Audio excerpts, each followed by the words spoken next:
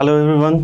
मेरा नाम है ज़ीशान रसूल खान और मैं आपके सामने हाजिर हूँ नेशनल साइंस ओलंपियाड के सॉल्यूशन डिस्कशन के साथ। ठीक है, हम माई क्लासरूम के चैनल से आपके लिए बेहतरीन इंतज़ाम करके लेकर के आए हैं, जिसमें हम सारे प्रीवियस ईयर के क्वेश्चंस, आपके साइंस ओलंपियाड के सारे प्रीवियस ईयर के क्वेश्चंस, इसमें हम आपके साथ डिस्कशन करते हुए मिलेंगे। ठीक है, इसमें सिर्फ और सिर्फ ऐसा नहीं है कि हम साइंस ही डील कर रहे होंगे, साथ ही साथ आप देख सकते हैं हम यहाँ पे इस प्लेटफॉर्म पे logical reasoning, chemistry, biology, physics को भी हम डिस्कस करेंगे। ठीक है, और साथ ही साथ class 6 to class 10th level तक हम इस डिस्कशन को कंटिन्यू रख रहे हैं। ओके, तो आज हम आपके सामने क्लास 7 की बायोलॉजी को डिस्कस करेंगे। राइट, तो पेपर डिस्कस करने से पहले बेसिकली हमें एक रूल पता होनी चाहिए। राइट, क्या किस तरीके से हमारा पेपर आएगा, इस चीज़ से हमें रूबरू हो जाए, हम इस चीज़ से हम फ्रैंक हो कि हाँ भाई पेपर कैसा आता है, क्या पैटर्न फॉलो की जा रही है। राइट, किस तरीके से हमें पेपर अटेम्प्ट लेना है। राइट, सो आगे बढ़ते हैं और बात करते हैं। So here is the guideline. As per the guideline we can see that the paper comprises of 3 section. Right, हर एक सेट जो आप अटेम्प्ट करेंगे, उस सेट में आपको कितने 3 सेक्शन मिलेंगे। सबसे पहला सेक्शन जो होगा वो आपका लॉजिकल रीजनिंग का होगा, जिसमें आपके 10 क्वेश्चन होंगे। Right, similarly there will be 35 question comprising of science section, while the next section or third section will comprise of achiever section, which is a mixed section of science question, and that will be comprising of 5 question. Right, so while attempting, please don't forget to write your name, school code, class roll number, and all respective details that need to be mentioned in your information booklet. Okay, so आगे बात करें हम, so there is only, please mark this, there is only one correct answer and choose only one option for an answer, while calculator is not permitted and all questions are compulsory. And सबसे important बेटा वो है कि there is no negative marking. right, there is no negative marking और question सारे compulsory हैं। साथ ही साथ इतना याद रखें कि अचीवर सेक्शन में हमारे पास जो मार्किंग स्कीम है रहेगी, जो 5 क्वेश्चंस के जो लास्ट सेक्शन हैं आपके, उस लास्ट सेक्शन में आपको 3 मार्क्स के क्वेश्चन हर एक क्वेश्चन पे दिया जा रहा है। ठीक है, और ओएमआर शीट में डिटेल्स फिल करने के लिए हमें क्या क्या यूज़ करना है ज़रूरी, वो है HB pencil, blue and black ball point pen ही सिर्फ अलाउड है, इसके अलावा और कोई भी चीज़ हम नहीं यूज़ करेंगे। राइट, सो यहाँ पे OMR शीट का आप एक डेमो देख सकते हैं। इस तरीके का आपका एक OMR शीट होगा, उसमें आप इस तरीके से कलर करके डिटेल्स भर सकते हैं, और आप देख सकते हैं यहाँ पे कि हम HB पेंसिल यूज़ कर रहे हैं। राइट, इसी तरीके से आप ब्लैक बॉल पॉइंट पेन या ब्लू बॉल पॉइंट पेन ही यूज़ करेंगे। राइट, चलिए आगे बढ़ते हैं और अब देखते हैं कि क्या क्वेश्चंस हैं, किस तरीके के, किस लेवल के क्वेश्चन हैं, किस चैप्टर से क्वेश्चन आ रहे हैं। ठीक है, उनको हम किस तरीके से अटेम्प्ट कर सकते हैं, किस तरीके से उन्हें हम डील कर सकते हैं।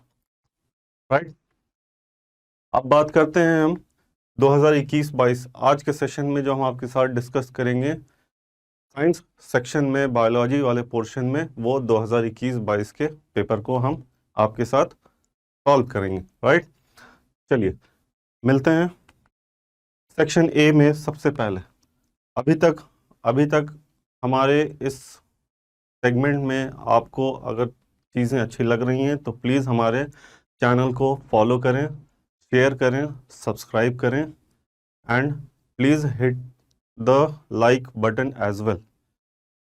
साथ ही साथ आपकी जो भी परेशानी है, जो भी दुविधा आ रही है, उसे प्लीज़ कमेंट सेक्शन में आप मेंशन करें, ताकि हम उस चीज़ पे और अच्छे से काम कर सकें और अच्छे इंटरेस्टिंग टॉपिक्स आपके सामने लेकर के आ सकें, ताकि ओलंपियाड आपके लिए और ज़्यादा आसान हो सके। चलिए शुरू करते हैं। आइए, इस क्वेश्चन में हम आपके साथ डिस्कशन करेंगे nutrition in plant and animal chapters से एक आया हुआ क्वेश्चन। ठीक है, ये क्वेश्चन बेसिकली आपका बेस्ड है ह्यूमन डाइजेस्टिव सिस्टम पे। ठीक है, इस क्वेश्चन में हमें 4 लेवल दे दिए गए हैं इस फिगर में, जो हमारे मेरे पीछे आप देख सकते हैं इस फिगर में, और इस फिगर का करेक्ट स्टेटमेंट हमें फंक्शन के अकॉर्डिंग क्या करना है, आइडेंटिफाई करना है। ठीक है, सो इस चीज़ को जानने से पहले हम जान लें कि ये लेबल्स किस चीज़ को डिनोट कर रहे हैं हमारे बॉडी पार्ट में। ठीक है, सबसे बड़ा पहला चीज़ जो देखना है हमें, साथ ही साथ क्या करेक्ट फंक्शन है इसका, उसके हिसाब से फिर हम इन ऑप्शंस को कनेक्ट करेंगे और कनेक्ट करके सबसे बेहतर आंसर आपके सामने का क्या करेंगे, फाइंड आउट करेंगे। ठीक है, सो शुरू करते हैं और देखते हैं। सबसे पहले हम जान लें, ये है हमारे सामने लेवल पी। लेवल पी जो डिनोट कर रहा है वो किसको डिनोट कर रहा है, वो डिनोट कर रहा है ओरल कैविटी को। ठीक है, ओरल कैविटी में आपको पता है, ओरल कैविटी में आप जानते हैं कि 2 स्ट्रक्चर मौजूद होते हैं, बेसिकली 3 कह लें तो ज़्यादा बेहतर होगा। वो कौन कौन से हैं हमारे ओरल कैविटी में? सबसे पहला चीज़ है आपका टंग है, टिथ है एंड सैलिवरी ग्लैंड्स है। ठीक है, अब ये स्ट्रक्चर तो मिल गया हमें, स्ट्रक्चर का फंक्शन क्या है? ओरल कैविटी हम बेसिकली यूज करते हैं इंजेशंस के लिए। ठीक है, फूड जो भी इनटेक करेंगे बेटा, फूड जो भी इनटेक करेंगे वो एक स्ट्रक्चर से एक ओपनिंग के थ्रू करेंगे, वो ओपनिंग हमारा क्या है, ओरल कैविटी है। ठीक है, उसी तरीके से हमारा जो स्ट्रक्चर क्यू है या लेवल क्यू जो यहाँ पर डिनोट कर रहा है, वो डिनोट कर रहा है लीवर को। ठीक है, ये स्ट्रक्चर डिनोट कर रहा है लीवर को। लीवर जो है हमारे बॉडी में, इसका फंक्शन क्या है? इसका बेसिकली फंक्शन है, पहला फंक्शन, वो फंक्शन है बाइल जूस का सिक्रीशन करना। अब सवाल आएगा आपके जहन में कि ये बाइल जूस का जो सिक्रीशन हो रहा है भाई, वो क्यों कर रहे हैं? ठीक है, ये बाइल जूस का काम क्या है, क्यों निकाल रहे हैं इसको? तो इसका जो सेकंड फंक्शन लीवर का होगा, वही बाइल जूस का इंपॉर्टेंट फंक्शन होगा, और वो होगा डाइजेशन ऑफ फैट। ठीक है, तो फैट डाइजेशन के लिए हमारी बॉडी में जो स्ट्रक्चर मौजूद है, जो इस चीज को परफॉर्म करने में हेल्प करता है, वो कौन है? लीवर है। ठीक है, with the help of gall bladder. ठीक है, जो गॉल ब्लैडर यहाँ पे जरूरत नहीं है, बट आप जान लीजिए कि लीवर को 100% परफॉर्मेंस देने के लिए एक असिस्टेंट की जरूरत होती है। वो असिस्टेंट कौन है? Gall bladder. ठीक है, तो क्यू स्ट्रक्चर जो हमारा है वो क्या है बेटा? लीवर है। पी स्ट्रक्चर हमारा क्या है? ओरल कैविटी है। Similarly R is the stomach. अब सवाल आता है फिर से, स्टमक का काम क्या है? ठीक है, ये तो स्ट्रक्चर पता हो गया हमें, इसका फंक्शन क्या है? तो स्टमक का याद रखिएगा, स्टमक जो है, जो आपने इंजेक्शन किया है खाने का, ठीक है, जो भी खाना आपने इंजेस्ट करा है, वो खाना क्या होगा? वो स्टोर होगा आकर के टेम्पोरली 2 से 3 घंटे के लिए। ठीक है, कहाँ पे? एक जे शेप्ड मस्कुलर स्ट्रक्चर, याद रखिएगा इसका टिपिकल स्ट्रक्चर है वो कौन है? जे shaped muscular bag like structure, muscular bag like structure. ठीक है, इसका काम क्या होगा? टेम्पोरली फूड को स्टोर करना। यहाँ पे बेसिकली सबसे ज्यादा जो डाइजेशन होता है वो किसका होता है बेटा? वो प्रोटीन का होता है। ठीक है, एसिड, HCl एसिड होती है इसके अंदर, और उसके हेल्प से सर्टेन एंजाइम्स, पेप्सिन, ठीक है, वो क्या करते हैं? प्रोटीन को डाइजेस्ट करते हैं सर्टेन लेवल तक। ठीक, अब एस स्ट्रक्चर जो आपका है यहाँ पे, ये जो एस स्ट्रक्चर दिख रहा है, ये क्या है हमारा? Large intestine. लार्ज इंटेस्टाइन पर जो हम है बात करेंगे 2 मिनट रुक करके, बट उससे पहले हम बात कर लें इंपॉर्टेंट स्ट्रक्चर टी। तो टी जो आपका स्ट्रक्चर है वो है आपका स्मॉल इंटेस्टाइन। स्मॉल इंटेस्टाइन को पहले हम प्रायोरिटाइज करेंगे, ठीक है। वो इसलिए क्योंकि small intestine is the main arena for all proper digestive activity, all absorption and assimilation, ठीक है। यहाँ पे 3 फंक्शन पूरे तरीके से कंप्लीट होते हैं। वो कौन कौन से हैं? सबसे पहला आपका डाइजेशन, दूसरा आपका एब्जॉर्प्शन, तीसरा एसिमिलेशन, ठीक है। तो स्मॉल इंटेस्टाइन के बाद जो सेकंड नेक्स्ट स्टेप जो फॉलो होता है वो किस में होता है? लार्ज इंटेस्टाइन में। लार्ज इंटेस्टाइन में बेसिकली जितने भी अनएब्जॉर्ब्ड फूड होते हैं वो यहाँ पे रखे रहे स्टोर होते हैं टेम्पोररीली, थोड़े देर के लिए, ठीक है। साथ ही साथ लार्ज लार्ज इंटेस्टाइन में जो सबसे ज़्यादा इंपॉर्टेंट चीज़ जो होती है वो क्या होती है? Storage of unabsorbed food. साथ ही साथ क्या होता है यहाँ पे? वो होता है absorption of water to certain extent. Absorption of water to certain extent, पूरी तरीके से नहीं, टू सर्टेन एक्सटेंट,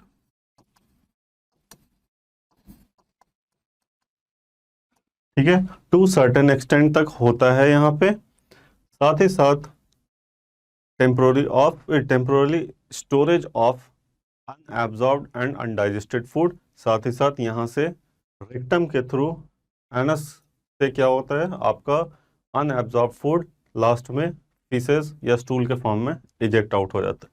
तो ये सारा फंक्शन है आपका, ये सारे स्ट्रक्चर्स के रिगार्डिंग। अब ज़रा हम जान लें, एक एक ऑप्शन को ज़रा देख लें यहाँ पे कि कौन क्या सही स्टेटमेंट दे पा रहा है या कौन इनकरेक्ट स्टेटमेंट दे रहा है, ठीक है। तो यहाँ पे ये कहता है S is the organ where starch is broken down into sugar by the action of saliva. अब देखिए ये एस है, एस मैंने आपको बताया लार्ज इंटेस्टाइन। क्या ये लार्ज इंटेस्टाइन आपका स्टार्च ब्रेक डाउन कर रहा है? नहीं कर रहा। स्टार्च का ब्रेकडाउन जो होता है बेटा वो सबसे पहले होता है माउथ में, ओरल कैविटी में, सैलिवरी ग्लैंड में एक एंजाइम रिलीज होती है, टाइलिन एंजाइम, ठीक है। इस टाइलिन एंजाइम के हेल्प से सबसे पहले ब्रेकडाउन यहाँ पे होता है। फिर सेकंड और कंप्लीट ब्रेकडाउन जो होगा स्टार्च का वो कहाँ पे होगा मेरे भाई? वो होगा स्मॉल इंटेस्टाइन में, ठीक है। कंप्लीट ब्रेकडाउन स्मॉल इंटेस्टाइन में, फर्स्ट ब्रेकडाउन सलीवरी ग्लैंड के हेल्प से ओरल कैविटी में होता है, ठीक है। So this statement is incorrect, इसको हम रिजेक्ट करेंगे। अब बाकी 3 पर अटेंशन दें। Digestive juices secreted by Q gets stored in the P. अब क्यू क्या है हमारा? क्यू हमारा लीवर है। ये कहता है digestive juices secreted by Q get stored in P. P है हमारा माउथ। मैंने आपको बताया कि क्यू जो है हमारा वो क्या है? लीवर है। लीवर को एक असिस्टेंट की ज़रूरत होती है, वो क्या होती है आपकी? वो गॉल ब्लैडर जो यहाँ पे मौजूद होता है, ठीक है। ये पोर्शन जो है यहाँ पे एक छोटा सा माइन्यूट सा स्ट्रक्चर होता है, वो हमारा क्या होता है? गॉल ब्लैडर, ठीक है। उस गॉल ब्लैडर में क्यू के डाइजेस्टिव जूसेस सिक्रीट होते हैं, ठीक है। बाइल जूस को टेम्पोरली स्टोर किया, ना कि यहाँ पे, इसलिए ये स्टेटमेंट में हम रिजेक्ट करेंगे। साथ ही साथ स्टेटमेंट नंबर 3 जो है हमारा, many bacteria that enter our body along with the food get killed in the organ R. अब ऑर्गन आर क्या है बेटा? यहाँ पे ऑर्गन आर है हमारा स्टमक। यहाँ पे क्या कह रहा है? Many bacteria that enter our body along with the food get killed in the organ R, ठीक है। ये थोड़ी देर के लिए अभी हम स्टोर, मतलब थोड़ी देर के लिए इसको होल्ड करके रखते हैं। इसके बाद बात करते हैं organ T absorb. Organ T absorb water and some salt from the undigested food material. देखो अनडाइजेस्टेड फूड मटेरियल का काम किसका था मेरे भाई? वो था आपका एस का, ठीक है। एस का काम था अनडाइजेस्टेड, ये कंप्लीट डाइजेशन का काम था, प्रॉपर कंप्लीट एब्जॉर्प्शन का काम था, कंप्लीट असिमिलेशन का काम था। कहाँ पे? हमारे structure T, that is small intestine में, ठीक है। तो इस स्टेटमेंट को भी हम क्या करेंगे? रिजेक्ट करेंगे, और हम देखते हैं कि ऑप्शन नंबर सी जो है हमारा वो करेक्ट आंसर है। आई बात समझ में? इस तरीके से हमें पता लगता है कि यहाँ पे option C is the correct answer and correct statement stated as per the function of the given structure. आई बात समझ में? अगर कोई डाउट आता है तो please put your doubt in the comment section. आइए अब बात करते हैं नेक्स्ट क्वेश्चन के लिए।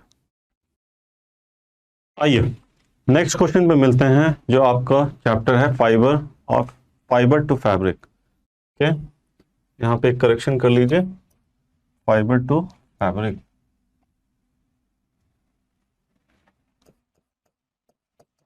ठीक है, इस क्वेश्चन में आपसे पूछा जा रहा है सेलेक्ट द इनकरेक्ट मैच। यहाँ पे आपको शिप की क्या है, ब्रीड्स दिए गए हैं, और ये शिप किस रीजन में मिलते हैं उनका लोकेशन आपको दिया गया। ठीक है, तो बेसिकली ये वाला सेक्शन जो है आपका, ये क्या दे रहा है, ब्रीड। ठीक है, शिप का ब्रीड बता रहा है, और ये region in which they are found. ठीक है, तो पहला है जो आपका वो क्या है, भागड़वाल। भागड़वाल जम्मू एंड कश्मीर में कॉमनली मिलते हैं, ये बात सही है। ठीक है, ये ब्रीड बहुत ही कॉमन है जो जम्मू एंड कश्मीर में मिलते हैं फॉर देयर वूल। इनका इनको बेसिकली रियर ही किया जाता है इनके मीट एंड वूल के लिए। ठीक है, नली जो है, नली ब्रीड, वो हरियाणा में मिलती है। ठीक है, हरियाणा राजस्थान के वाले पोर्शन में आपको आसानी से देखने को मिलेगी। लोही उत्तर प्रदेश में मिलती है, ये बात गलत है। ठीक है, ये सही है और ये गलत है। लोही एक ऐसी ब्रीड है जो आपको पंजाब में मिलती है, कुछ राजस्थान के इलाके में मिलती है, और पंजाब इंडिया वाले पोर्शन में भी और पंजाब पाकिस्तान वाले पोर्शन में भी ये मिलती है। ठीक है, तो लोही उत्तर प्रदेश में मिलता है, ये बात गलत है। पाटनवाड़ी जो ब्रीड है वो गुजरात में आराम से मिलता है, क्योंकि ये वहाँ पे अकस्टम्ड है उस डेजर्ट और ड्रॉट एनवायरनमेंट को सरवाइव करने के लिए। So option number C is the incorrect match among the given breed and related to their region. ठीक है, आगे बढ़ते हैं नेक्स्ट क्वेश्चन में, आगे देखते हैं। अगर कोई डाउट है तो प्लीज़ इस क्वेश्चन के रिगार्डिंग आप कमेंट सेक्शन में अपने डाउट्स को लिख सकते हैं। अब बात करते हैं नेक्स्ट क्वेश्चन। नेक्स्ट क्वेश्चन फिर से आपका आता है nutrition in plants and animal. यहाँ पे फिल इन द ब्लैंक्स के फॉर्म में क्वेश्चन दिए गए हैं, और इस fill in the blanks question के अकॉर्डिंग हमें क्या करना है, यहाँ पे ऑप्शन सेलेक्ट करना है। जो इनमें से दो ऐसे ऑप्शन को सेलेक्ट करेंगे, पेयर ऑफ ऑप्शन, जो करेक्टली इस फिल इन द ब्लैंक्स को फुल प्रॉपर तरीके से फुलफिल कर रहा हो, सारे क्राइटेरिया को अच्छे से फुलफिल कर रहा हो। ठीक है, तो उससे पहले सबसे पहले हम इस फिल इन द ब्लैंक्स को फिल कर लें, उसके बाद ऑप्शन पे आए, वरना ऐसे कंफ्यूज होंगे कि किसको कहाँ पे हम रखें। ठीक है, तो here is the dash are the tiny outgrowth on the inner surface of small intestine. तो स्मॉल इंटेस्टाइन के सरफेस पे, स्मॉल इंटेस्टाइन के सरफेस पे टीनी आउटग्रोथ होते हैं। ठीक है, टीनी आउटग्रोथ जो होते हैं उसे हम क्या बोलते हैं, तो वो होता है हमारा विलाई। ठीक है, similarly mucus, hydrochloric acid and digestive juices are secreted by. Mucus, hydrochloric acid and digestive juices are secreted by, it is secreted by stomach. ठीक है, length of small intestine in an adult human being is about. एक adult human being में जो small intestine का जो length होता है, वो लेंथ कितना होता है बच्चा, वो होता है 6 मीटर। याद रखिएगा, ये 6 मीटर लेंथ का होता है हमारा स्मॉल इंटेस्टाइन। ठीक है, dash mainly absorb water from undigested food. तो ये फंक्शन याद कीजिए, इससे पहले सबसे पहले क्वेश्चन में हमने डिस्कस किया था आपके साथ, वो क्या था, large intestine. large intestine has the major function or primary function of absorbing water from the undigested food। तो अब इसके अकॉर्डिंग यहाँ पे हम देखेंगे कि first option is villi, second option is stomach. ठीक है, ये तो फुलफिल हो रहा है। ठीक, ऑप्शन बी कहता है 5 मीटर एंड स्मॉल इंटेस्टाइन, ये गलत हो जा रहा है। ठीक है, regarding third and fourth, fourth क्या है हमारा, लार्ज इंटेस्टाइन, तो इसको रिजेक्ट करेंगे हम। Similarly birds and birds is provided for first and third is provided for 7 metre, ये भी गलत होगा हमारा। ठीक है, second is given for small intestine, जो हम देख सकते हैं यहाँ पे स्टमक होना चाहिए, तो ये गलत है। और सिमिलरली फोर्थ तो सही है बट सेकेंड इज गलत, तो इस पेयर को भी हम क्या करेंगे, यहाँ पर रिजेक्ट करेंगे। So we see that option A is the correct answer for this question. ठीक है, तो इस तरीके से हम आगे बढ़ते हैं और नेक्स्ट क्वेश्चन को देखते हैं क्या है नेक्स्ट क्वेश्चन और किस चैप्टर से। Next question has come from weather climate and adaptation of animal to climate. ये चैप्टर है आपका, इससे एक क्वेश्चन आता है आपका सेक्शन ए में। और सेक्शन ए में जो क्वेश्चन आया हुआ है कि क्या है, which of the following statement regarding adaptation in polar bear to cold climate is और आर इनकरेक्ट। इनमें से कौन सा स्टेटमेंट हो सकता है, मल्टीपल स्टेटमेंट ऐसे हैं जो गलत हो भी सकते हैं या सिंगल स्टेटमेंट ही इनकरेक्ट हो सकते हैं। तो पहले हम इनको डिस्कस कर लें, उसके बाद जान लें कि क्या कौन सा स्टेटमेंट गलत है या सही है। Wide fur make it difficult for prey and predator to see polar bear in the snow. सही बात है, ये एक अडेप्टेशन है, ये कलर इनको एक अडेप्टेशन एडवांटेज दे देता है अपने प्रेडेटर को हंट करने में और उनसे बचने में और अपने शिकार प्रे को पकड़ने में। ठीक है, a single thick layer of fur help to keep polar bear warm. याद रखिएगा ये स्टेटमेंट गलत है, और ये स्टेटमेंट गलत क्यों है, क्योंकि पोलर बियर में सिंगल थिक लेयर ऑफ फर नहीं होता है, ये डबल लेयर होता है। ठीक है, ये डबल लेयर ऑफ फर होते हैं जो इसको पोलर बियर को वार्म करने में हेल्प करते हैं। Similarly wide and large paw make it easier for polar bear to walk on snow. तो इसके जो पंजे होते हैं वो काफ़ी बड़े होते हैं और वाइड होते हैं। ठीक है, बड़े भी हैं, ये बड़े भी हैं और साथ ही साथ वाइड हैं। तो जब ये स्नो पे चलता है तो इसको बैलेंस अच्छे से मिलता है और ये आराम से वहाँ पे चल पाता है। तो statement number 3 is also correct. Strong sense of smell help polar bear to catch its prey. इसकी जो सूंघने की क्षमता होती है, सूंघने की जो कैपेबिलिटी है वो काफ़ी स्ट्रांग होती है। ये दूर से भी अपने शिकार को आसानी से क्या कर सकता है, सेंस कर सकता है और उसके अकॉर्डिंग ये अपना डायरेक्शन क्या कर सकता है, फिक्स करके निकल सकता है और हंट करने के लिए निकल जाता है। तो क्या ओनली 1 इज इनकरेक्ट? नहीं, ये नहीं होगा। 1 and 4 ओनली, ये भी नहीं होगा। 2 and 3 ओनली, ये भी नहीं होगा। 2 ओनली सही बात है। तो 2 only is the incorrect statement given among this 4 statement. So option D is the correct answer for this question. चलिए नेक्स्ट क्वेश्चन पे बात करते हैं। तो अब बात करते हैं next question, present question, natural resources and their conservation पे। ठीक है, इस क्वेश्चन में आपको एक फूड वेब दे दिया गया है। इस फूड वेब में हमें देखने को मिल रहा है कि कैसे एक ऑर्गेनिज्म दूसरे ऑर्गेनिज्म पे डिपेंडेंट है अपने न्यूट्रिशन के लिए। ठीक है, अब उसमें हमें फाइंड आउट करना है कि कौन सा रिलेशन जो है यहाँ पर इनकरेक्ट है, ठीक है, और कौन से रिलेशन सही हैं। बट उससे पहले हमें पैटर्न देखना पड़ेगा। पैटर्न में हम क्या देखेंगे कि कौन यहाँ पे प्रोड्यूसर है। ठीक है, कौन, सबसे पहले हम जान लें कि कौन यहाँ पे प्रोड्यूसर होगा।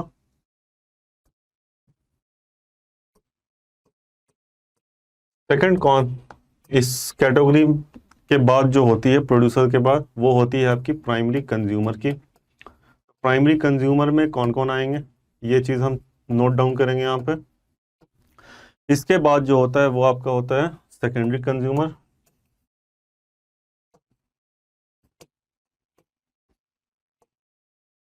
ठीक है, इसके बाद सेकेंडरी कंज्यूमर के बाद जो होता है वो होता है आपका टर्शियरी कंज्यूमर।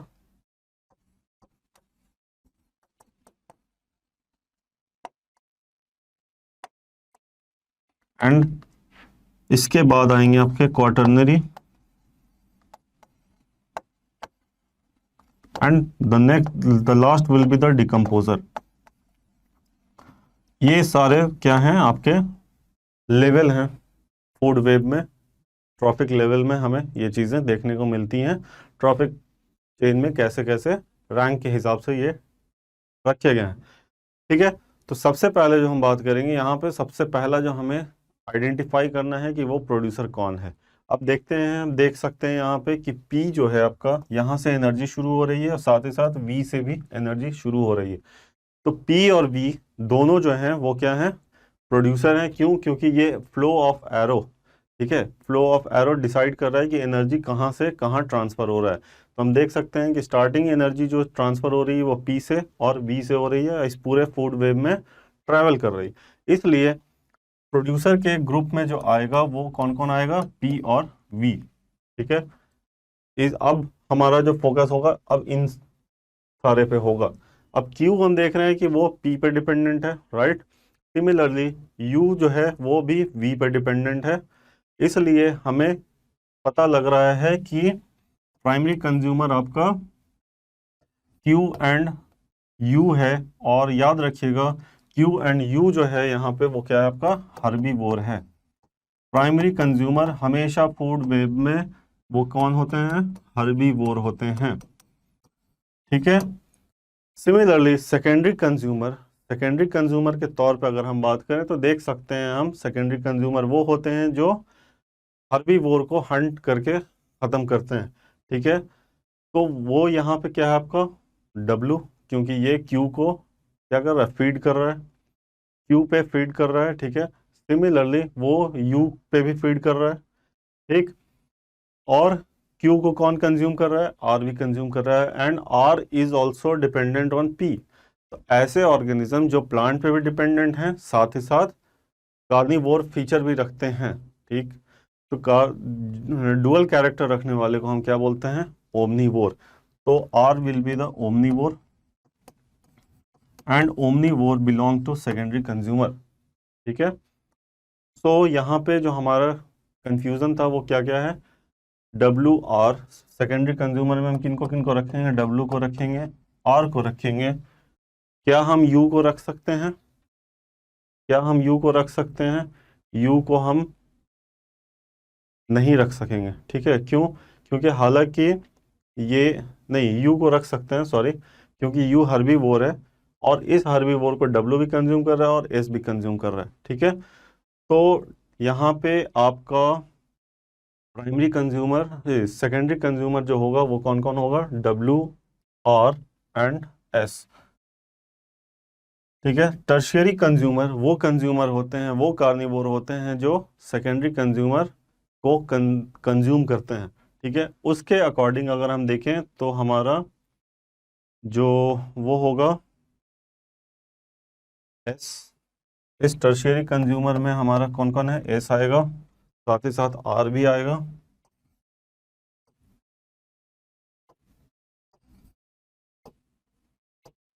ठीक है। R एंड S दोनों क्या हैं, आपके टर्शियरी कंज्यूमर हैं। सिमिलरली क्वाटरनरी कंज्यूमर के तौर पे हम देख सकते हैं कि ये इस हर्बीवोर को भी फीड कर रहा है और इसको भी फीड कर रहा है, ठीक है। तो ये आपके टर्शियरी कंज्यूमर हो गए। क्वाटरनरी कंज्यूमर अभी यहाँ पे कोई भी नहीं है, बट कहीं ना कहीं T जो है प्रोड्यूसर को भी कंज्यूम कर रहा है और वो इन सारे कार्निवोर एंड हर्बीवोर को भी ख़त्म कर रहा है। तो इसलिए T जो होगा वो क्या होगा, आपका डिकम्पोजर होगा। एंड क्वाटरनरी कंज्यूमर यहाँ पे कोई भी नहीं है, ठीक है। तो ये सेक्शन हमारा खाली रहेगा, ठीक। अब यहाँ पे हम बात कर लें हम कि करेक्ट स्टेटमेंट कौन कौन से हैं, ताकि इनकरेक्ट स्टेटमेंट हम फाइंड आउट कर सकें। तो both P and V are producer, both P and V are producer, ये सही है, ये स्टेटमेंट तो सही है, ठीक। Q could be a herbivore, सही बात है, and R could be an omnivore, ये भी बात सही है, क्योंकि हम देख सकते हैं ये Q को भी कंज्यूम कर रहा है और P को भी कंज्यूम कर रहा है। तो ये स्टेटमेंट भी सही है, ये भी स्टेटमेंट सही है। W is a carnivore, W is a carnivore, ये बात तो सही दिख रही है। And U is a herbivore, U herbivore है। क्या U हर्बीवोर है? U is a herbivore. अब यहाँ पे हम चेक कर लें क्या U हर्बीवोर होगा। U जो है इस प्लांट को तो कंज्यूम कर रहा है और U जो है इस W को भी कंज्यूम कर रहा है। तो ये फीचर क्या है, डुअल फीचर है ओमनीवोर का, ठीक है।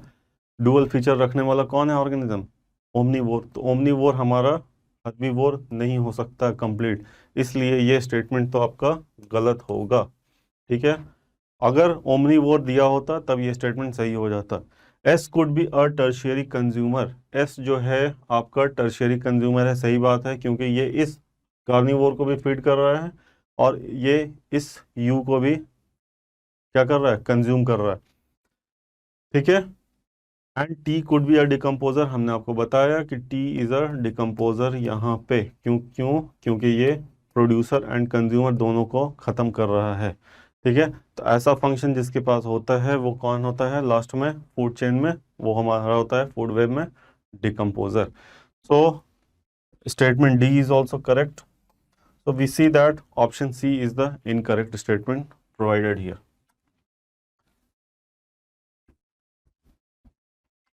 अब बात करते हैं next question, transportation in plant and animal chapter से।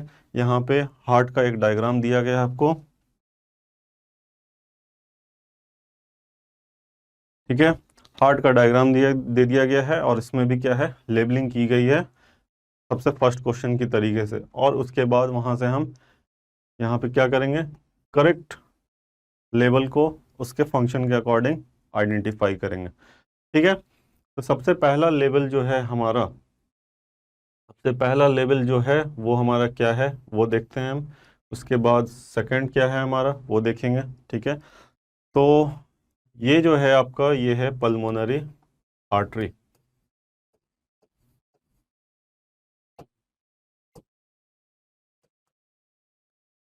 ठीक है, सिमिलरली ये जो है आपका लेवल 2, ये है हमारा वीना केवा। ठीक है, similarly third is the aorta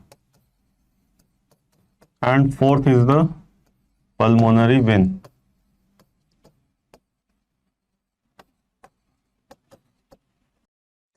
okay, so यहाँ पे अब हम देख सकते हैं कि ये जो स्ट्रक्चर हैं लेबल किए हुए, इनका नाम ये है। ठीक है, ये लोकेशन है इनके। अब इनका फंक्शन क्या है देखो जरा। पल्मोनरी वेन हमेशा याद रखना ऑक्सीजनेटेड ब्लड कैरी करते हैं। ठीक है, ऑक्सीजनेटेड ब्लड ये कैरी करते हैं। ठीक, पल्मोनरी आर्टरी जो है ये डीऑक्सीजनेटेड ब्लड कैरी करते हैं। अब सवाल आता है कि oxygenated blood and deoxygenated blood क्या है। ऑक्सीजनेटेड ब्लड वो होते हैं जिसमें ऑक्सीजन का कंसंट्रेशन क्या है, ज़्यादा होता है। ठीक है, वहीं पे डीऑक्सीजनेटेड ब्लड वो होते हैं जिसमें आपको कार्बन डाइऑक्साइड का क्या है, कंसंट्रेशन ज़्यादा देखने को मिलेगा। ठीक, अब एओर्टा का जो फंक्शन है वो क्या है, एओर्टा का फंक्शन वो ये होता है कि लेफ्ट वेंट्रिकल से जितने भी ऑक्सीजनेटेड ब्लड हैं, ठीक है, उनको पूरे बॉडी में क्या करना है, सर्कुलेट करना है। सिमिलरली वेना केवा जो है वो क्या करता है, डीऑक्सीजनेटेड ब्लड को क्या करता है, कलेक्ट करता है। कलेक्ट करके कहाँ लेकर के आता है, वो कलेक्ट करके पूरे बॉडी से लेकर के आता है राइट आर्ट्रियम में। ठीक है, तो इसका जरा फंक्शन लिख दें हम यहाँ पे शॉर्ट फॉर्म में, राइट आर्ट्रियम। ये जो है आपका बॉडी से राइट आर्ट्रियम में लेकर के आता है किसको, डीऑक्सीजनेटेड ब्लड को। ठीक है, डीऑक्सीजनेटेड ब्लड को बॉडी से राइट आर्ट्रियम तक पहुंचाने का काम किसका बेटा, वो है वेना केवा का। ठीक है, पल्मोनरी वेन क्या करती है, पल्मोनरी आर्टरी जो है वो क्या करती है, ये भी डीऑक्सीजनेटेड ब्लड तो कैरी करती है, मगर कहाँ से, ये करती है आपके राइट वेंट्रिकल से,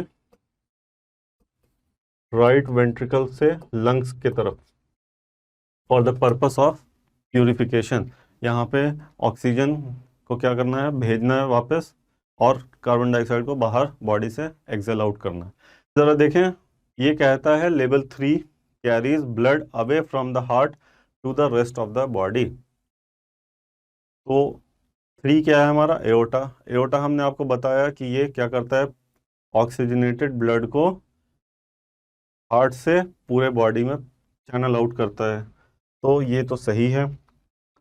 number 1, structure number 1 that is pulmonary artery bring blood from the lungs to the heart.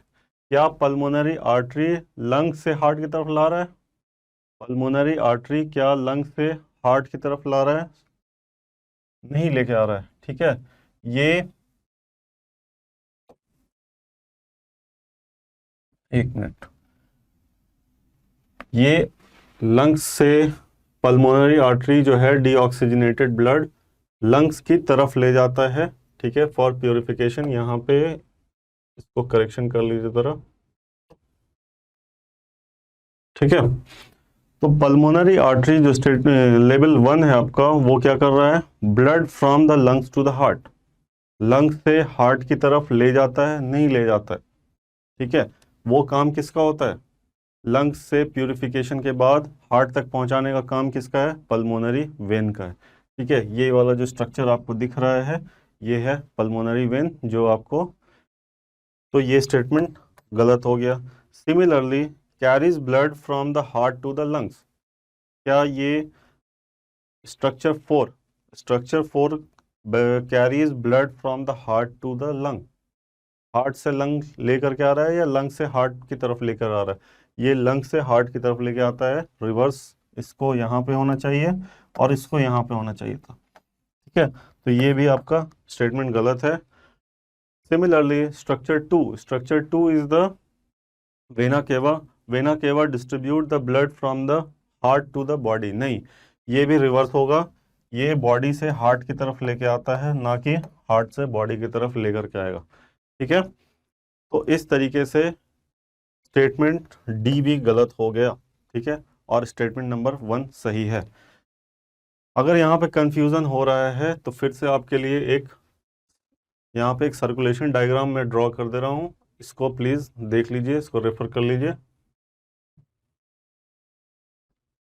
यहाँ देखिए,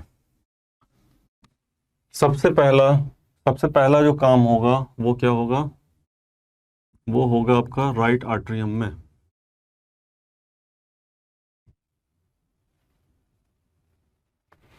राइट आर्टरियम में डीऑक्सीजनेटेड ब्लड होगा, ठीक है, और वो जो लाया गया होगा, ठीक है, वो कहाँ से आएगा? वो बॉडी से आएगा। बॉडी से लाने का काम जो होगा वो किसका होगा? वेना केवा का। वेना केवा बॉडी से राइट आर्टरियम में क्या करेगी? डीऑक्सीजनेटेड ब्लड को लाएगी, ठीक है। ये डीऑक्सीजनेटेड ब्लड आपका लंग्स में, सॉरी, राइट वेंट्रिकल में पहले भेजा जाएगा, ठीक है, और राइट वेंट्रिकल पंप करेगी कहाँ पे? ये पंप करेगी लंग्स में, और ये काम जो होगा लंग्स तक पहुंचाने का काम वो होगा आपका पल्मोनरी आर्टरी का, ठीक है। अब ये लंग्स क्या करेगी? प्यूरिफाई करेगी, ऑक्सीजनेट करेगी ब्लड को, और फिर कहाँ भेज देगी? ये इसको भेज देगी लेफ्ट लेफ्ट आर्टरियम में, लेफ्ट आर्टरियम में भेज देगी with the help of pulmonary vein, ठीक है। पल्मोनरी वेन से जब लेफ्ट आर्टरिया में आया तो ये फिर लेफ्ट आर्टरिया कहाँ भेज देगा? लेफ्ट वेंट्रिकल में, ठीक है। लेफ्ट वेंट्रिकल पंप कर देगा पूरे बॉडी में with the help of aorta. So ये होता है सिमेट्रिक डायग्राम आपके पूरे सर्कुलेशन का, जो शुरू हो रहा है बॉडी से, वेना केवा, राइट आर्टरियम से राइट वेंट्रिकल से पल्मोनरी आर्टरी से होता हुआ लंग्स में, लंग्स से फिर वो कलेक्ट किया जा रहा है पल्मोनरी वेन से, लेफ्ट आर्टरिया में पहुंचाया गया, लेफ्ट आर्टरिया से फिर पंप किया गया लेफ्ट वेंट्रिकल में, लेफ्ट वेंट्रिकल पंप कर देता है इसको वेना केवा में। सो इस तरीके से ये पूरा सिमेट्रिक डायग्राम है, सिमेट्रिक चैनल होता है जिस पर सर्कुलेशन होती है हमारी बॉडी में, और इस तौर से स्टेटमेंट फर्स्ट जो है वो करेक्ट स्टेटमेंट है, बाकी क्या है? Incorrect statement. अब नेक्स्ट बात करते हैं रेस्पिरेशन इन ऑर्गेनिज्म से, ठीक है। रेस्पिरेशन इन ऑर्गेनिज्म में हम देख लेते हैं, एक फिल इन द ब्लैंक्स आपके सामने दिया गया है, इसमें क्या करेक्ट फंक्शन है और क्या इनकरेक्ट फंक्शन है। When we take in oxygen, जब हम ऑक्सीजन अंदर की तरफ लेते हैं, ठीक है, ये अंदर की तरफ ऑक्सीजन जब खींचा गया तो क्या रिब हमारा ऊपर की तरफ आ रहा है या अंदर की तरफ जा रहा है? तो हम देख सकते हैं कि रिब जो है ऊपर की तरफ अपवर्ड आ रहा है, ठीक है। एंड W ये भी क्या होगा, आउटवर्ड होगा, बाहर की तरफ निकल रहा है, ये भी क्या होगा, आउटवर्ड होगा। एंड डायफ्राम जो होता है, डायफ्राम जो होगा वो कैसा होगा हमारा, कर्व्ड होगा, फ्लैट हो जाएगा, वो फ्लैट हो जाता है। This increases the volume of thoracic cavity, देख सकते हो जब हम ये कर रहे हैं तो ये हमारा थोरेसिक कैविटी जो है वो क्या हो रहा है, इंक्रीज कर जा रहा है, ठीक है। This increases and volume of the thoracic cavity and the pressure inside the lung क्या होगा, प्रेशर जो है वो कैसा है, घट जाता है। इसी घटने की वजह से क्या हो रहा है, बाहर का जो हवा है वो क्या हो रहा है, अंदर की तरफ। अगर ये प्रेशर ज्यादा होता तो जाहिर सी बात थी क्या होता, ये बाहर का हवा हमारे अंदर आ ही नहीं सकता, ठीक है। अब इसके अकॉर्डिंग हम देख सकते हैं कि हमारा ऑप्शन ए जो है वो करेक्ट स्टेटमेंट और करेक्ट मैच दिख रहा है। क्यों, क्योंकि V is the upward, W is the outward, X is the flat and Y is the Y increases and lungs जो Z है वो क्या है, डिक्रीज कर रहा है। आई बात समझे, तो रेस्पिरेशन के दौरान हमारा जो मूवमेंट होगा वो इनहेलेशन, बेसिकली ये जो आपका दिखाया जा रहा है वो किसको दिखाया जा रहा है, इनहेलेशन प्रोसेस को। सिमिलरली इसका रिवर्स हो जाएगा आपका एक्सहेलेशन प्रोसेस, जब हम सांस को बाहर निकाल रहे होंगे, ठीक है। तो सांस अंदर लेने के दौरान याद रखिएगा प्रेशर हमेशा अंदर कम होगा, तभी हम बाहर का क्या है, एयर अंदर ले सकते हैं, ठीक है। आगे बात करें रिप्रोडक्शन इन प्लांट से, ठीक है। रिप्रोडक्शन इन प्लांट से विच of the following characteristic is incorrect, please mark here it is incorrect asking regarding the flower pollinated by wind. यहाँ पे इस चीज़ को भी मार्क कर लीजिए कि कैसा फ्लावर है, ये ऐसा फ्लावर है जो विंड से पॉलिनेशन जिसके अंदर हो रहा है। तो पॉलिनेशन जिसमें भी विंड से होगा उसमें क्या क्या कैरेक्टर्स मिलते हैं और क्या कैरेक्टर यहाँ पे इनकरेक्ट है वो देख लें।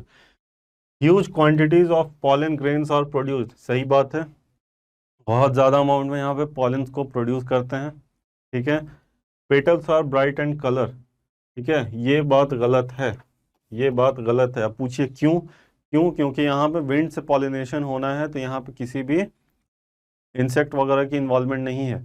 तो जो भी फ्लावर इंसेक्ट से आपके पॉलिनेट होते हैं वहाँ पे फ्लावर्स कैसे होते हैं, ब्राइट इन कलर। तो ये जनरली कैसे होंगे, ब्राइट इन कलर की जगह पे मोनोटोनस होंगे या वाइट कलर के फॉर्म में होंगे ये, ठीक है, वाइट कलर में आपको देखने को मिलेंगे।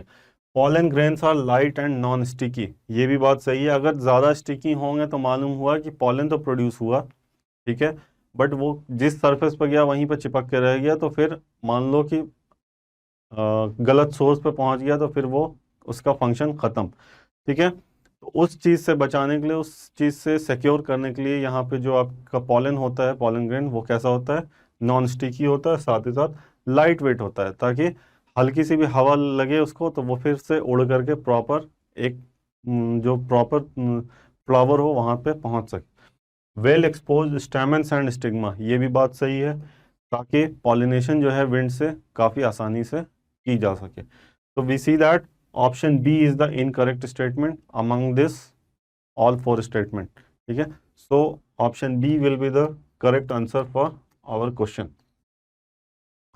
नेक्स्ट क्वेश्चन, रेड ये आपका कंपोनेंट ऑफ फूड से आया हुआ है, ये क्वेश्चन जो है आपका कंपोनेंट ऑफ फूड से है।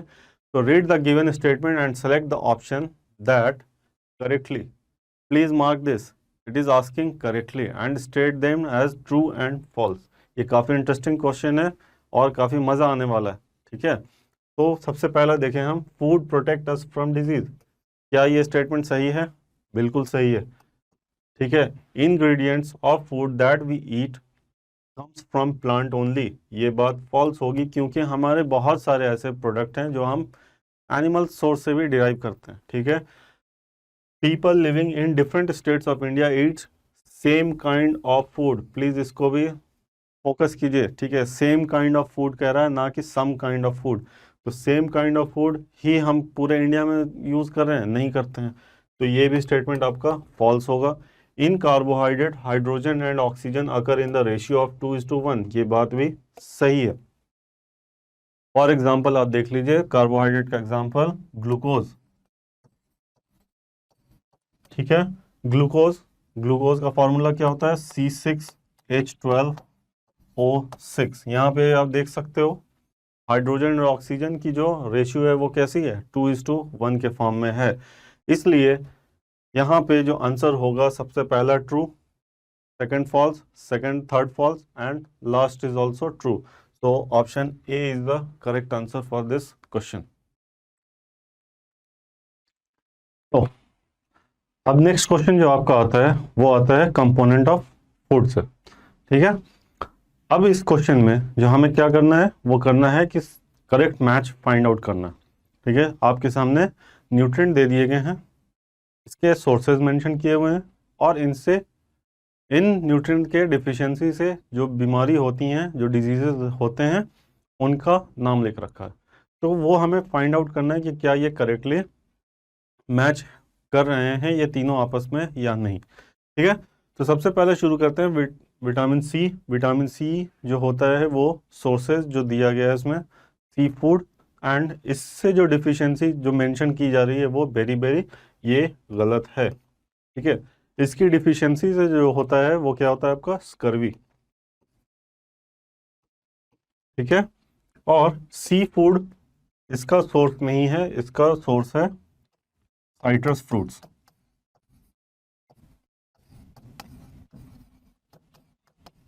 ठीक है। कैल्शियम का सोर्स मिल्क होता है, सही बात है। और अगर ये डिफिशियंसी हो जाए बॉडी में कैल्शियम की तो फिर हमें क्या हो सकता है, हमारी हड्डियां कमज़ोर हो सकती हैं और दांतों में सड़न हो सकता है, ठीक है। तो ये बात सही है, ठीक है। ये मैच हमारा करेक्ट दिख रहा है और ये मैच इनकरेक्ट दिखा। प्रोटीन, प्रोटीन का सोर्स पोटैटो एंड इसकी डिफिशियंसी से क्वाशियोरकर होता है। तो प्रोटीन का सोर्स तो गलत है, ये सोर्स गलत है, ठीक है। बट डिफिशियंसी डिजीज जो प्रोटीन से होती है वो सही दी गई है, ठीक है। इसका जो सोर्स होगा आपका वो क्या होगा, animal source, animal food, serial, pulses, milk etcetera, ठीक है। इसी तरीके से आयरन, आयरन का जो सोर्स दिया गया है एप्पल, और इससे जो डिफिशियंसी होती है वो गॉइटर, ये गलत है। इसकी आयरन के डिफिशियंसी से जो होगा वो होगा आपका एनीमिया। एक कंडीशन होती है जिसमें आरबीसी का काउंट जो होता है हमारी बॉडी में, हीमोग्लोबिन का काउंट, सॉरी आरबीसी, हीमोग्लोबिन का जो काउंट होता है वो कम हो जाता है, ठीक है। और इसके जो सोर्स हैं आयरन, ये भी प्रॉपर सोर्स नहीं है। यहाँ पे आयरन के लिए हम ले सकते हैं बीट रूट, चुकंदर, पोमग्रेनेट, डेट्स एटसेट्रा, ठीक है। So we see that only the option B is the correct match while all rest option C and D are incorrect with option A। तो 3 गलत हैं और एक सही है, वो है हमारा ऑप्शन बी जो हमारा आंसर होगा, ठीक है। अब बात करते हैं नेक्स्ट क्वेश्चन की। नेक्स्ट क्वेश्चन जो आपका आता है वो किससे है, चैप्टर फाइबर टू फैब्रिक, ठीक है। फाइबर टू फैब्रिक में यहाँ पे एक चार्ट दे दी गई है आपको, ये एक्स मार्क किया हुआ है और ये वाई मार्क किया हुआ है, ठीक है। एक्स में सिल्क एंड वूल मेंशन किया गया है और वाई में कॉटन एंड जूट मेंशन किया गया। तो याद रखिएगा सिल्क और वूल जो है एक फाइबर है, वो फाइबर का जो सोर्स होता है सिल्क एंड वूल का वो कौन है, एनिमल है। वहीं पे कॉटन एंड जूट जो है ये क्या है, प्लांट से डिराइव किए जाते हैं, कॉटन प्लांट और जूट प्लांट से। वहीं पे सिल्क जो है सिल्क वर्म से डिराइव करते हैं, वूल जो है वो हम डिराइव करते हैं शेप एंड गोट से, ठीक है। सो अब यहाँ पे हमें correct statement regarding X and Y के रिगार्डिंग हमें पता करना है। तो ये कहता है group X is of natural fibre, बात तो सही है, नेचुरल फाइबर है, whereas group Y is of synthetic fibre, तो ये स्टेटमेंट गलत होगा। ये चारों के चारों जो हैं क्या हैं हमारे, ये नेचुरल फाइबर होते हैं, ठीक है। Group X is obtained from animal, ये बात तो सही है, whereas group Y is obtained from plant source, ये पूरी तरीके से सही स्टेटमेंट है। Group Y is obtained from harming the source organism whereas group X is obtained without harming the source.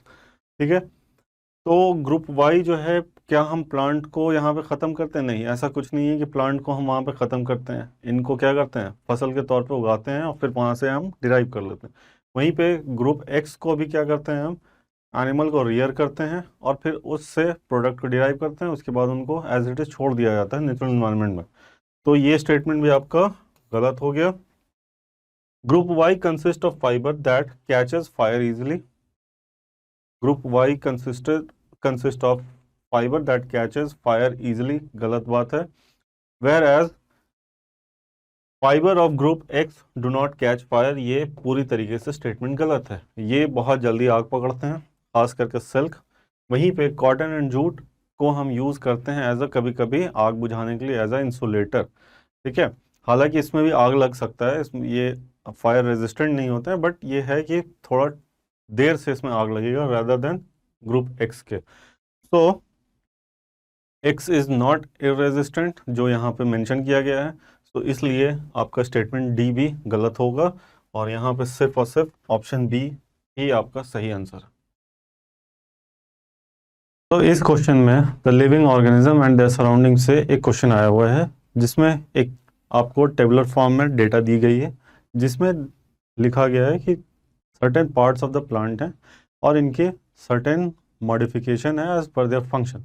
ठीक है, और उनके एग्जाम्पल PQRSTU के फॉर्म में आपके सामने रिप्रेजेंट कर रहा है। ठीक है, सबसे पहले देख लें हम ज़रा यहाँ पे मॉडिफिकेशन पार्ट, किस पार्ट में मॉडिफिकेशन देखने को मिल रहा है। तो ये है हमारे पास रूट, ठीक है, दूसरा हमारा है स्टेम और तीसरा है हमारा लीफ। रूट में जो मॉडिफिकेशन हमें देखने को मिल रहा है वो क्या है, क्या क्या हो सकता है? वो एक क्लाइंबिंग का हो सकता है, ठीक है, दूसरा स्टोरेज के लिए हो सकता है, उसमें जो बिलोंग कर रहा है आपका P and Q plant. Similarly, in stem, if modification occurs, then R and S belong as per climbing and protection. Similarly, leaf में अगर कुछ modification हो रहा है in terms of climbing and reduction in water loss, then there is plant T and U. अब यहाँ पर देखिए, एक हिंट है आपके लिए कि वो हिंट क्या है, reduction in water loss. Reduction in water loss जैसे ही हो रहा है, इसका मतलब है कि ये कैरेक्टर किसका है, ये कैरेक्टर होगा डेजर्ट प्लांट में। ये कैरेक्टर आपको मिलेगी डेजर्ट प्लांट में। और इन सारे एग्जांपल्स में से अगर हम देखें तो वो हमें क्या मिल रहा है, एक ही प्लांट है जो डेजर्ट कैरेक्टर शो करता है, वो कौन है, ओपिनशिया। ठीक है, ओपिनशिया जो है आपका वो एक डेजर्ट प्लांट है और ये इसमें जो मॉडिफिकेशन होती है रिडक्शन इन वाटर लॉस, ताकि पानी वहाँ पे कम से कम लॉस हो और वो क्या कर सके, अपने आप को डेजर्ट इन्वायरमेंट में सर्वाइव कर सके। ठीक है, अब जो हमें देखना है कि रूट में क्लाइंबिंग स्टोरेज के हिसाब से जो प्लांट के जो एग्जांपल दिए हुए हैं, इनमें से कौन कौन से हैं। ठीक है, तो सबसे फर्स्ट ऑप्शन में अगर हम देखें तो P कुड बी आईवी। क्या आईवी हो सकता है? जी हो सकता है बिल्कुल, क्योंकि आईवी में क्लाइंबिंग जो होता है वो रूट मॉडिफिकेशन है। ठीक है, S could be bougainvillea. S जो है वो बोगनविलिया है, और बोगनविलिया में हम देखते हैं कि स्पाइंस होते हैं। अगर बोगनविलिया के स्ट्रक्चर को आप जब देखेंगे, स्टेम के स्ट्रक्चर को देखेंगे, तो वहाँ पे हमें एक स्पाइन लाइक स्ट्रक्चर यहाँ पे देखने को मिलेगा, और ये बेसिकली होता है प्रोटेक्शन के लिए। ठीक है, तो ऑप्शन ए बिल्कुल सही सेट बैठ रहा है यहाँ पे। Similarly Q could be a ginger. क्या क्यू स्टोरेज के लिए जो यूज़ किया जा रहा है प्लांट क्यू, और वो रूट का मॉडिफिकेशन है? बिल्कुल नहीं है, ये स्टेम मॉडिफिकेशन का एग्जांपल है। So option B will be neglected. Similarly P could be ivy, ये तो कंफर्म हो रहा है फर्स्ट वाले से। R could be a spinach. R is use for climbing के तौर पे आर को एग्जाम्पल के तौर पे रखा गया, बट आर जो है वो स्पाइनच में शो नहीं होता है। ठीक है, स्पाइनच क्या है, एक घास की तरह उगा हुआ होता है, उसमें क्लाइंबिंग की ज़रूरत ही नहीं होती, तो क्लाइंबिंग का मॉडिफिकेशन का एग्जाम्पल ये होगा ही नहीं। ठीक है, इसलिए हम यहाँ पे स्पाइनच को भी दरकिनार करके इसको कैंसिल आउट करते हैं, तो C will not be the answer for us. ठीक है, so T could be orchid. Orchid का एग्जाम्पल जो होगा टी और क्लाइंबिंग ये भी ज़रूरत नहीं है, ये भी नेग्लेक्ट हो जाएगा। Similarly P could be a money plant, देख सकते हैं, हो सकता है। S could be a rose, S could be a rose, stem modification for protection. And U could be a bougainvillea, and U is here reduction in water loss. Bougainvillea, this is also wrong. So this is has to be neglected. So correct answer for this question will go as option A. So P could be ivy, S could be bougainvillea, and U could be opuntia. Okay. अब बात करते हैं next question, weather, climate and adaptation of animal to climate. ठीक है, यहाँ पे हमें जो फाइंड आउट करना है वो क्या करना है, सेलेक्ट द इनकरेक्ट मैच। ठीक है, इनकरेक्ट मैच किसके लिहाज से, वो हमें फाइंड आउट करना है, इनकरेक्ट मैच ऑफ एनिमल, सबसे पहला एनिमल और उसका adaptive feature. Snow leopard, thick fur, ठीक है, ये एक अडेप्टेशन दिया गया है, ये एनिमल है, उसका adaptation. Dolphin, blow holes to breathe, सांस लेने के लिए पानी में क्या करती हैं, अपने सांसों को, सांसों की नली जो होती है उनमें हवा को ब्लो करती है, ये बात सही है। डियर में long ear to hear movement of predators, सही बात है, शिकार कहाँ से चला आ रहा है, काफ़ी दूर से ये इस चीज़ को परसीव कर लेते हैं अपने लंबे कानों से। ठीक है, स्नो लेपर्ड में थिक फर होता है, बात सही है, क्यों, क्योंकि ये कोल्ड एनवायरनमेंट में है, वहाँ पे इनको प्रोटेक्शन चाहिए तो थिक फर चाहिए, जैसे हमने पोलर बियर के केस में देखा था। तो ये तीनों अडेप्टेशन हमें सही दिख रहा है। चौथे को ज़रा देख लें, camel excrete large amount of urine, please ध्यान दीजिए, लार्ज अमाउंट ऑफ यूरिन, ये गलत होता है। To regulate body temperature in hot environment, environment hot है तो पानी का लॉस वहाँ पे ज़्यादा होगा, पानी का लॉस ज़्यादा होगा तो डिहाइड्रेशन होगा, एनिमल मर भी सकता है। उससे बचना है तो अपने यूरिन को क्या करेगा, ये कंजर्व करेगा। पानी का सोर्स काफ़ी दूर दूर पे मिलता है, पानी जल्दी आसानी से नहीं मिलता है, तो हमें इस एनिमल को क्या करना होगा, पानी को कंजर्व रखना होगा। कंजर्व रखने के लिए क्या करेगा, ये कम से कम यूरिन सिक्रीट रिलीज करेगा अपनी बॉडी से। इसलिए option D is the incorrect match and option D will be the correct answer for this question. आई बात समझ में? चलिए नेक्स्ट क्वेश्चन पे बात करें ज़रा। जो नेक्स्ट क्वेश्चन है आपका वो chapter natural resources and their conservation से है। ठीक है, इसमें हमें वाटर साइकिल का एक स्टेटमेंट दे दिया गया है। अब इसमें हमें करेक्ट सीक्वेंस निकालना है। तो सबसे पहला जो सीक्वेंस यहाँ पे होगा वो क्या होगा, वाटर वेपर,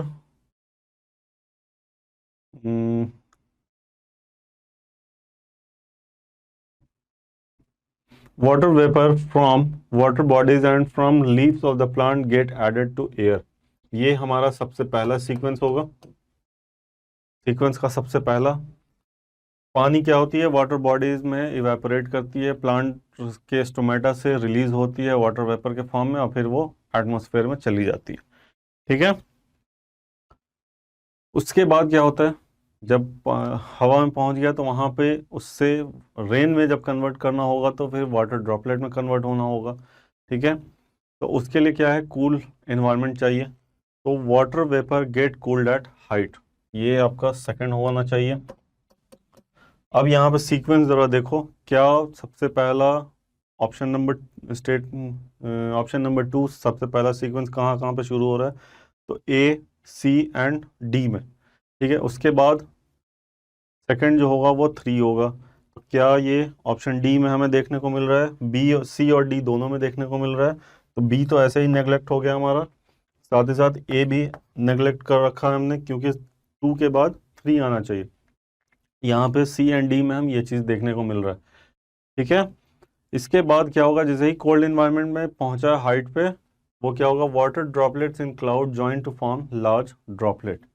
ठीक है, ये चीज़ हो जाएगा, तो ये हमारा थर्ड हो जाएगा सीक्वेंस में, ये थर्ड होगा। तो अब हमें देखना है कि 2, 3, उसके बाद 1, एक मिनट, हाँ जी सॉरी, यहाँ पे एक मिसिंग है, ये थर्ड नहीं होगा, ये थर्ड नहीं होगा, सॉरी, ये आपका फोर्थ हो जाएगा। ठीक है, ये फोर्थ होगा and this will be the third. ठीक है, तो यहाँ पे ऑप्शन सी एंड डी दोनों में अभी भी सिक्स्थ जो है वो आपका थर्ड हो गया। Similarly first will be the fourth. ठीक है, सिमिलरली फिफ्थ स्टेटमेंट या फिफ्थ सीक्वेंस में जो आएगा आपका स्टेटमेंट वो क्या होगा, drops of water fall on earth as rain. तो ये हो गया आपका फिफ्थ। तो फोर्थ जो होगा, सॉरी, ये हो जाएगा आपका fifth and rain water goes back to the water body, ये हो गया आपका सिक्स। तो इस तरीके से आपका statement number 4 is the six. So option C, sorry option D will be the correct answer while option C will be the incorrect. A B and C incorrect sequence है वाइल ऑप्शन डी का जो sequence है वो आपका correct है। ठीक है, next question air around us से आता है। अब ये क्वेश्चन कहता है कि air dash with the increase in altitude, जैसे जैसे हम ऊपर उठ बढ़ते चले जाएंगे, ठीक है, अब समुद्री सतह से जैसे जैसे ऊपर चलते चले जाएंगे, मतलब कि ज़्यादा ऊंचाई तक हम जा रहे हैं, माउंटेन्स की तरफ जा रहे हैं, तो क्या एयर वहाँ पे एयर का जो वॉल्यूम है रिस्पेक्ट, यहाँ पे क्वेश्चन जो है वो आपके एयर वॉल्यूम के रिगार्डिंग पूछा गया है, वो क्या थिन होगा, बिल्कुल सही बात है। थिकर होगा, नहीं होगा। रिमेन सेम इन थिकनेस, ये भी नहीं होगा। Can not change it composition, ये भी बात गलत है। So option A is the correct answer for this question. क्योंकि जैसे जैसे ऊंचाई पे हम चढ़ते जाएंगे वहां पे एयर का जो कंसंट्रेशन है, एयर का जो वॉल्यूम है वो क्या होता है, धीरे धीरे कम होता चला जाता है। चलिए, बॉडी मूवमेंट से आता है एक क्वेश्चन। ये क्वेश्चन क्या है, read the given statement and select the option that correctly फिल्स the blank in any two of them. इसमें से कोई भी एक ऐसा ऑप्शन उठाएंगे जो करेक्टली इसको फिल करता हो, मगर उससे पहले हम जान लें फिल इन द ब्लैंक्स को अगर प्रॉपरली फिल कर लें तो हम यहाँ पे ऑप्शन सेलेक्ट करना हमारे लिए ज़्यादा आसान होगा। तो ये कहता है vertebral column is formed of dash serially arrange bone called dash. तो यहाँ पे जो होता है हमारा वो कितना होता है, 33 सीरियली अरेंज्ड बोन्स होते हैं और इन्हें हम क्या बोलते हैं, वर्टिब्री। एक एक बोन जो होता है, इन 33 बोन्स में से एक एक बोन जो होता है उन्हें हम क्या बोलते हैं, वर्टिब्री। ठीक है, तो क्या 1 एंड 2 के लिए कोई ऑप्शन है जो एक साथ दे रहा है? ये 1 के लिए 22 और 20, तो ये तो ऐसे ही रिजेक्ट कर दो, ये तो होगा नहीं। सेकंड ब्लैंक के लिए आप देख लीजिए, सेकंड ब्लैंक के लिए वर्टिब्रा सही लिखा हुआ है, वर्टिब्री लिखी हुई है, मगर अब जो है फर्स्ट के लिए यहाँ पे हमें क्या नहीं मिल पा रहा है, तो आगे हम बढ़ते हैं। Rib cage consist of dash bone arrange in dash pair. तो रिब केज, ये जो हमारा रिब केज है, ठीक है, ये हमारा रिब केज जो बनता है वो 24 हड्डियों से बनता है जो 12 पेयर में होते हैं। ठीक है, 24 बोन्स एंड 12 पेयर। क्या देखिए, थर्ड के लिए कहीं पे 24 मेंशन किया गया है, नहीं मेंशन किया गया है, मगर फोर्थ के लिए 12 पेयर हमें देखने को मिल रहा है। Similarly hinge joint allow movement in one plane, ये वन प्लेन में ही मूवमेंट अलाउ करते हैं। Pivot joint is present in dash region. Pivot joint जो है वो किस में मिल रहा है, शोल्डर में मिल रहा है।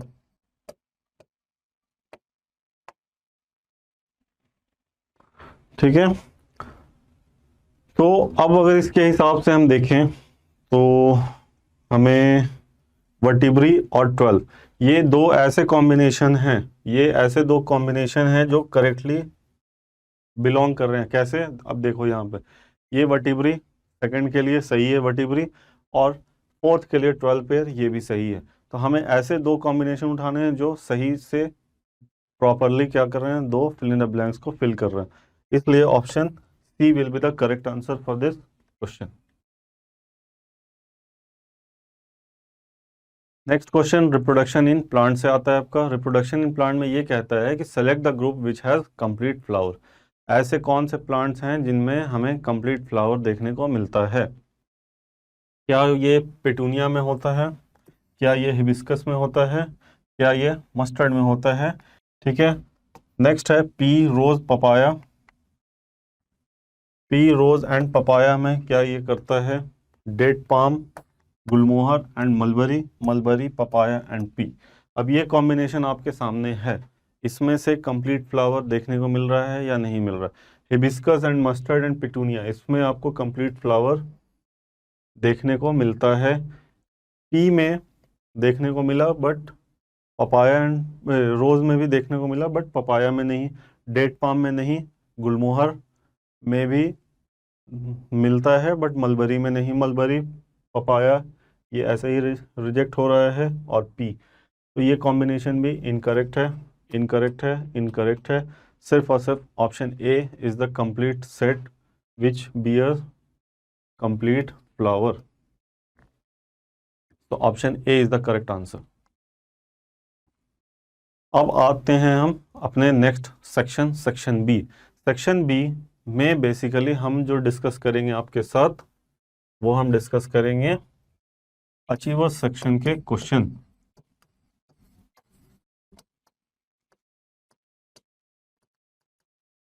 पेपर का जो अचीवर सेक्शन है, ठीक है, उस सेक्शन के क्वेश्चन आपको सेक्शन बी में मिलेंगे। और इसमें हम देखेंगे कि 2021-22 में सेक्शन बी में अचीवर सेक्शन में आपके बायो से, सिर्फ बायो से कितने क्वेश्चन आ रखे हैं, ठीक है।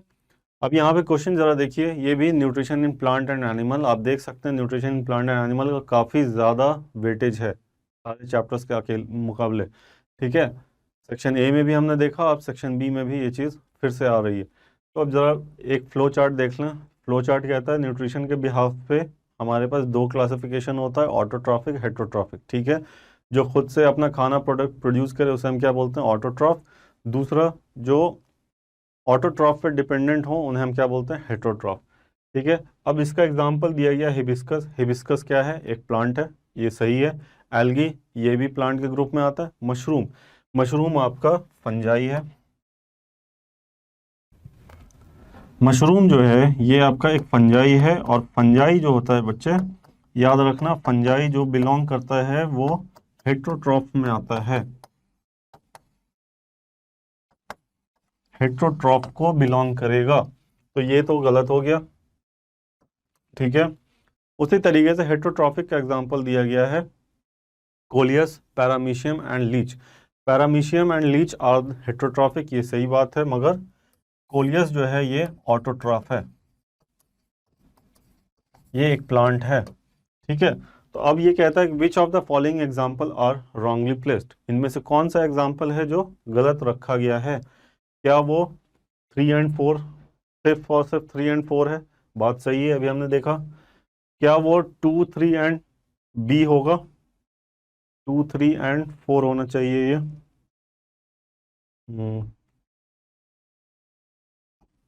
2, 3 ओनली, 1, 4 एंड 5 ओनली, ठीक है। 2, 4 एंड 6 ओनली, तो 2, 4 एंड 6 ये गलत हो गया। 1, 4 एंड 5, 1, 4 एंड 5 ये भी गलत हो गया। 2, 3 ओनली ये भी गलत हो गया। So option A will be the correct answer for this question as per the classification or as per our discussion, ठीक है। So option A is the correct answer। अब ज़रा देखें यहाँ पे एक आपको पैराग्राफ दे दिया गया है। ये पैराग्राफ है वेस्ट वाटर ट्रीटमेंट को यूज़ करते हुए, और इसमें कैसे कैसे ट्रीटमेंट करते हैं उसके रिगार्डिंग ज़रा इसको एक बार पढ़ लें। तो ये कहता है waste water treatment plant involve physical, chemical and biological process. इसमें 3 प्रोसेस इन्वॉल्व होंगे। सबसे पहला फिजिकल, फिजिकल लेवल जैसे ही क्रॉस करेंगे तो फिर वहाँ पे केमिकल ट्रीटमेंट कराया जाएगा। केमिकल ट्रीटमेंट के बाद फिर बायोलॉजिकल ट्रीटमेंट इनको कराया जाता है, ठीक है। ये 3 प्रोसेस में हो रहे हैं। First, the waste water is made to pass through bar screen where liquid material are removed, ठीक है, ये पहला आपका हो गया, ठीक। Then water is allowed to go into the grid tank where speed of waste water is increased so that light objects settle at the bottom. Then water, light object हमेशा क्या करेंगे, यहाँ पे ध्यान दीजिए, लाइट ऑब्जेक्ट हमेशा क्या होंगे, वो टॉप पे फ्लोट करते रहेंगे, और हेवी जो होंगे वो ग्रिड चैम्बर में वो क्या करेंगे, सेडिमेंट के तौर पे चले जाएंगे। तो ये स्टेटमेंट जो है गलत दिख रहा है। then water enters sedimentation tank where sludge sinks slowly at the bottom, which is continuously removed by skimmer. जब ये भी स्टेटमेंट गलत दिख रहा है क्योंकि स्लज जो है वो फोम के तरीके से वो फ्लोट करता हुआ हमें दिखेगा. Waste water then enter aeration tank which contain anaerobic bacteria. ठीक है, अब ये कहता है select the correct statement regarding this. Bar screen should be replaced by digester and liquid should be replaced by solid. क्या ये सही होगा कि बार स्क्रीन को हम डाइजेस्टर से रिप्लेस कर दें और लिक्विड को हम क्या कर दें, लिक्विड को हम रिप्लेस कर दें सॉलिड से? क्या ये सही स्टेटमेंट होगा? इनकरेक्ट होगा. ठीक है, क्यों? क्योंकि बार स्क्रीन को जब हम डाइजेस्टर से रिप्लेस करेंगे, और डाइजेस्टर जो है जनरली यूज करते हैं हम बायोलॉजिकल ट्रीटमेंट के दौरान. ठीक है, the position of grit and aeration should be interchange. क्या ये सही है? नहीं. Increased and light should not be replaced as they are correctly mentioned. हमने पहले ही आपको डिस्कस किया कि ये गलत दिया हुआ है. क्यों? क्योंकि लाइट ऑब्जेक्ट हमेशा ऊपर फ्लोट करेगा और हेवी जो होगा वो सेडिमेंट करेगा. वहीं पे स्लज जो है वो ऊपर की तरफ फ्लोट करेगा, ना कि sink. Skimmer should be replaced by scraper, ये बात सही है. And anaerobic should be replaced by aerobic, ये भी बात सही है. ठीक है, so option D will be the correct answer for your question. अब ये क्वेश्चन आपका रेस्पिरेशन इन ऑर्गेनिज्म से है. यहाँ पे एक ग्राफ दे दिया गया है, जरा एक ग्राफ को पहले देख लीजिए, पहले समझ लीजिए ग्राफ में क्या मेंशन किया गया. ये नॉर्मल 760 का जो लेवल दिया गया है, ये आपका नॉर्मल एटमॉस्फेरिक प्रेशर है जिस पे हम रहते हैं. ठीक है, इससे ऊपर और इससे नीचे दो प्रोसेस इन्वॉल्व होते हैं. अगर इससे प्रेशर बढ़ रहा है 760 से अगर ऊपर प्रोसेस बढ़ रही है, प्रेशर अगर बढ़ रही है हमारी, तो इसका मतलब है कि हम क्या करेंगे, क्या कर रहे होंगे, हमारा प्रेशर अंदर का मतलब कि बढ़ रहा है. ठीक है, प्रेशर अंदर जब तब बढ़ता है जब हमें सांस खींचना होता है या सांस छोड़ना होता है. सांस जब भी हमें खींचना होगा तो अंदर का प्रेशर हम कम करेंगे हमेशा, और जब सांस छोड़ना होगा तो हम अंदर का प्रेशर ज़्यादा करेंगे. तो ये जो रीजन है, ये वाला जो रीजन है 760 से 762 का, ये हमारा क्या होगा, एक्सलेशन का. वहीं पे 760 टू 758 का जो रेंज है, ये जो रेंज होगा वो आपका क्या होगा, इनहेलेशन का. ठीक है, अब इस ग्राफ के according the given graph shows changes in pressure in lung during breathing. Which of the following is incorrect regarding this? Region R to P represent inhalation. R से T रिप्रेजेंट कर रहा है इनहेलेशन, ये सही है. ठीक है, region P to R represent inhalation. P to R ये वाला पोर्शन, ये जो कर्व है आपका, इनहेलेशन है? नहीं है, ये एक्सहेलेशन है, तो इसलिए गलत होगा. Region P to R represent exhalation, ये रिपीट हो गया है, ये स्टेटमेंट रिपीट हो गया है 2 बार.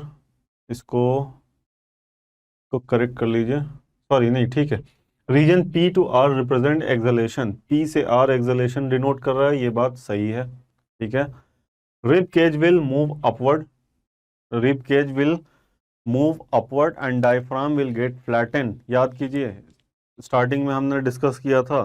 ठीक है, उसमें डायफ्राम आपका फ्लैट हो रहा था, वो कब हो रहा था, इनहेलेशन के दौरान. ठीक है, रिब केज ऊपर की तरफ उठ रहा था. With get flatten at point S. Point S क्या है, इनहेलेशन वाला रीजन है, तो इसमें होगा, बिल्कुल सही है. Rib cage will move downward, diaphragm will become dome shape का diaphragm at point S. Point S is inhalation. ये अगर पॉइंट क्यू होता तो इस दौरान में हो सकता था, बट यहाँ पे पॉइंट एस में मेंशन किया, तो ये स्टेटमेंट आपका गलत होगा. अब यहाँ पे हमें क्या निकालना है, इनकरेक्ट स्टेटमेंट. इनकरेक्ट स्टेटमेंट में कौन कौन से हैं बच्चे, 2 and 5. क्या वो कोई ऑप्शन है जिसमें 2 and 5 मिल रहा है? तो वो हमारा ऑप्शन सी है जिसमें 2 and 5 देखने को हमें मिल रहा है. ठीक है,